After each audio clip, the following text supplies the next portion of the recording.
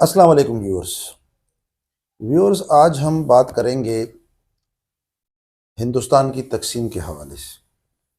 یہ کہا جاتا ہے کہ ہندوستان کی تقسیم نہیں ہونی چاہیے تھی اور ہندوستان کو تقسیم جان بوجھ کر کیا گیا، اور یہ ایک بہت بڑی سازش تھی۔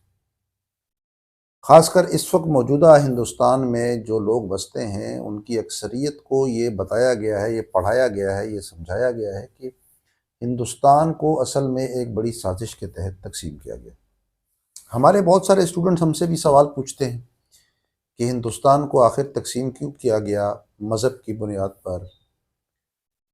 تو یہ اتنی آسان بات نہیں ہے، اس کا ایک بیک گراؤنڈ ہے۔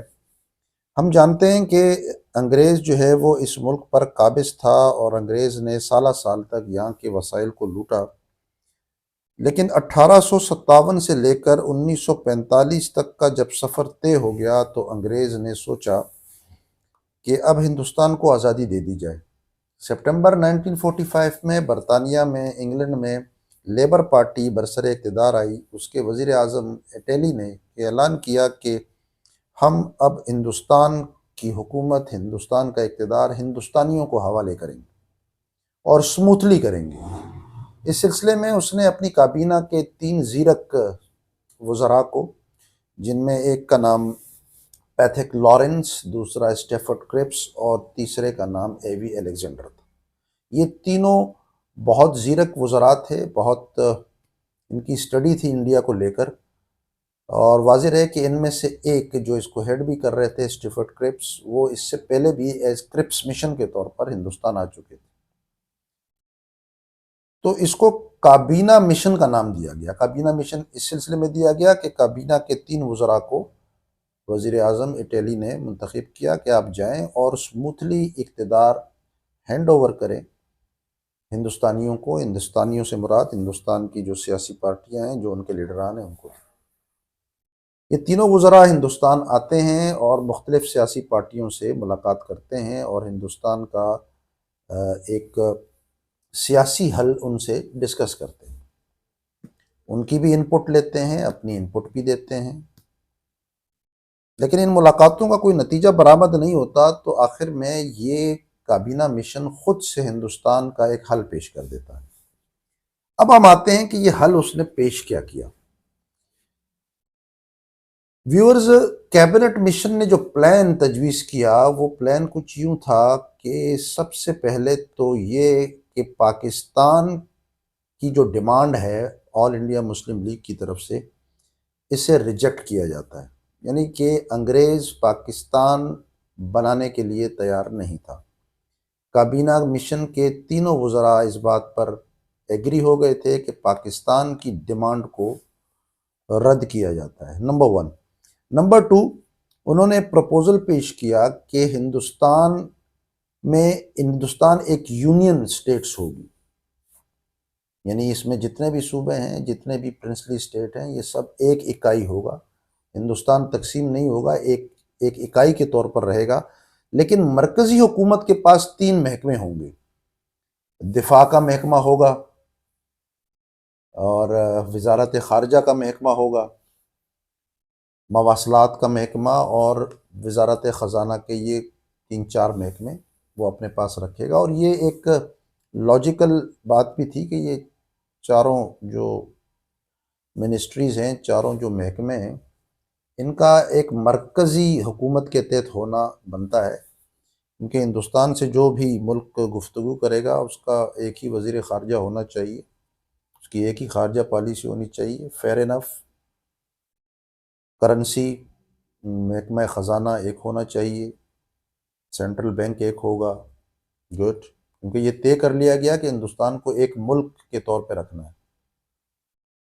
مواصلات کا نظام، شاہراہوں کا نظام، ریل گاڑیوں کا نظام، دیگر موڈ آف ٹرانسپورٹیشن، سب کچھ یہ ایک سینٹرلائزڈ فارم میں اس کا رن کرنا لاجیکل بنتا ہے۔ اور اس کے علاوہ اس ملک کی ایک ہی فوج ہوگی، ڈیفنس بھی ایک ہوگا، ہر صوبہ اپنی الگ الگ فوج تو نہیں رکھے گا۔ لیکن اس کو چھوڑ کر باقی جتنے بھی معاملات ہیں وہ سب صوبے خود مختار ہوں گے، اور صوبوں کی خود مختاری کے حوالے سے بھی کیبنٹ مشن نے ہندوستان کو 3 حصوں میں تقسیم کیا، حصہ اے، حصہ بی اور حصہ سی۔ حصہ اے میں وہ تمام صوبے جو ہندو میجورٹی کے صوبے تھے وہ ان پر مشتمل ہوگا وہ حصہ۔ حصہ B Sindh, Punjab, former NWFP موجودہ KP کے اور بلوچستان کے علاقوں پر مشتمل ہوگا، اور حصہ سی بنگال اور آسام پر مشتمل ہوگا۔ لیکن واضح رہے کہ اس بی اور سی گروپ میں پنجاب تقسیم تھا۔ اس وقت جو انڈیا کے پاس پنجاب ہے وہ گروپ اے میں اسے کنسیڈر کیا گیا تھا، اور جو ویسٹ بنگال کا علاقہ ہے وہ بھی حصہ اے میں شمار کیا گیا تھا، کیونکہ گروپ بنانے کے لیے جو کرائٹیریا کیبنٹ مشن نے تجویز کیا وہ مذہب تھا، یعنی وہ علاقے جہاں ہندو اکثریت میں ہیں وہ حصہ اے کہلائیں گے، اور جہاں مسلمان اکثریت میں ہیں وہ حصہ بی اور حصہ سی کہلائیں گے۔ اس کے علاوہ کیبنٹ مشن نے یہ تجویز کیا کہ کوئی بھی صوبہ 10 سال تک اس گروپ کا حصہ رہ سکتا ہے، اس کو تسلیم کرے، اور 10 سال بعد اگر وہ چاہے تو وہ اس سے علیحدہ بھی ہو سکتا ہے، اور ہر 10 سال کے بعد اس کو دوبارہ ریویو کیا جائے گا۔ آپ یقین کیجئے ویورز کہ قائد اعظم محمد علی جناح کو باہر بہت سارے انڈین بھائی اور بہت سارے لوگ یہ سمجھتے ہیں کہ he was the only person who responsible for partition. وہ غلط بات ہے، کیونکہ واضح رہے کہ اس سے قبل 1946 سے قبل 6 برس قبل 23 مارچ 1940 کو منٹو پارک لاہور میں قائد اعظم محمد علی جناح آل انڈیا مسلم لیگ پاکستان کی باقاعدہ ڈیمانڈ کر چکی تھی، اور ڈیمانڈ کے بعد وہ اس اسٹرگل کا حصہ بھی تھے۔ انہیں ہر قیمت پر پاکستان چاہیے تھا۔ کیوں چاہیے تھا؟ کیونکہ وہ ہندو اکثریت سے خوف کا شکار تھے۔ وہ سمجھتے تھے کہ اگر ہم مسلمان متحدہ ہندوستان میں رہیں گے تو ہندو میجورٹی اکثریت کی بنیاد پر ہمارا معاشی استحصال کرے گا، ہمارا سیاسی استحصال کرے گا، ہمارا ثقافتی استحصال ہوگا، کیونکہ بقول علامہ اقبال کہ جمہوری نظام اگر یہاں رہے گا، پارلیمانی نظام حکومت جو کہ انگریز یہاں چھوڑ کر جا رہا ہے، 46 میں الیکشن ہوئے تھے، تو جمہوریت تو ایک ایسا طرز حکومت ہے جس میں افراد کو گنا کرتے ہیں، تولا نہیں کرتے۔ تو جب بھی گنا جائے گا ہندو تعداد میں چونکہ زیادہ ہے، لہٰذا وہ اکثریت کی بنیاد پر ہمارے حقوق غصب کرے گا، لہٰذا متحدہ ہندوستان میں ہمارا رہنا بہت مشکل ہے۔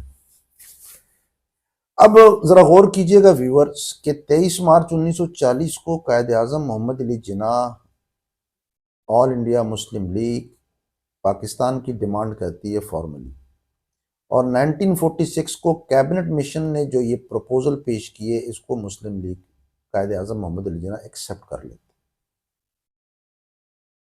جبکہ آل انڈین نیشنل کانگریس اس کو ریجیکٹ کر لیتی۔ اب سوال یہ پیدا ہوتا ہے کہ اب ذمہ دار کون ہے؟ کیونکہ قائد اعظم تو پاکستان کے ڈیمانڈ سے پیچھے ہٹ گئے۔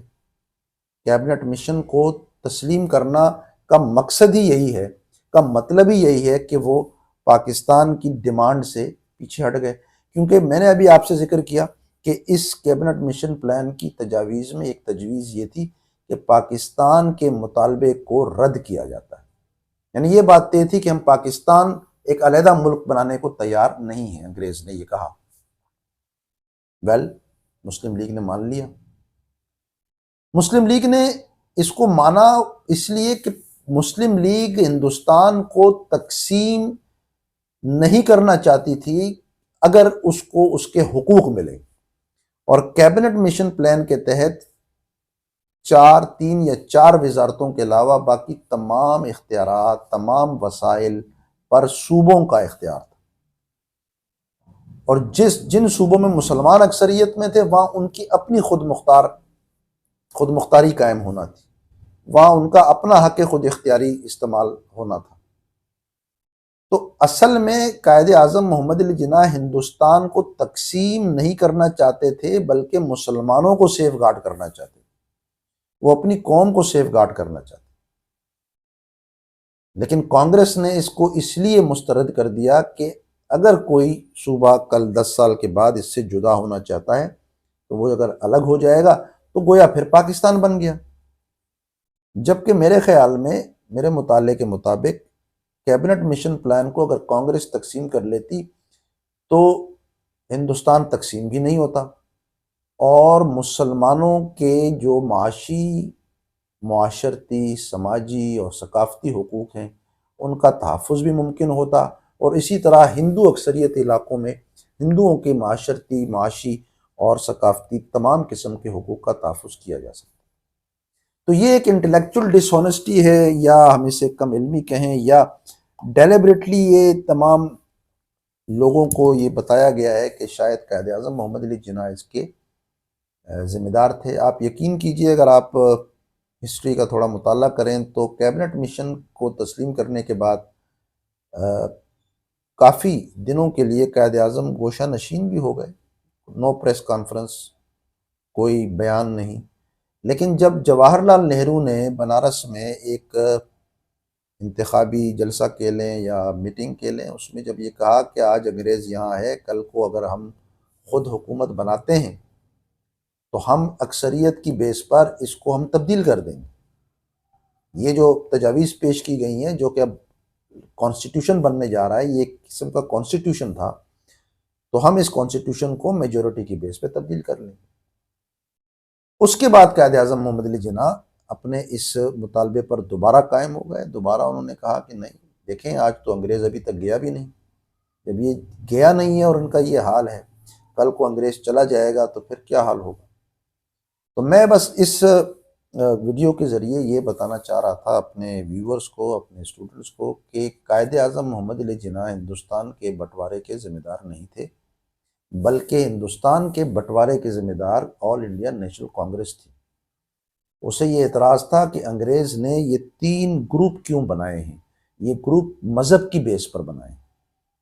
بھائی یہ مذہب کی بیس پر اگر بنے ہیں تو ایک بڑا گروپ، ان 2 گروپوں سے بھی بڑا گروپ، گروپ اے ہے، وہاں ان کو بھی وہی اختیارات حاصل ہوں گے جو گروپ اے، گروپ بی اور گروپ سی کو حاصل ہیں۔ تو اگر آپ مذہب کی بیس پر نہیں کریں گے تو تعداد کے لحاظ سے اس بات کا اندیشہ ہے، اس بات کا خدشہ ہے کہ مستقبل میں اتنے وسیع پیمانے پر کروڑوں لوگ جن کا مذہب اسلام ہے، ان کا آپ معاشی، مذہبی، معاشرتی، سماجی اور ثقافتی استحصال کریں گے۔ تو قائد اعظم حقیقت میں کیبنٹ مشن کو تسلیم کرنے کے بعد یہ ایک ایسا ثبوت ہے جسے نہ آپ تاریخ سے ہٹا سکتے ہیں نہ ختم کر سکتے ہیں کہ وہ پاکستان کے مطالبے سے دستبردار ہو گئے تھے، کیونکہ کیبنٹ مشن میں بھی ان کو مسلمانوں کا تحفظ معلوم ہوا۔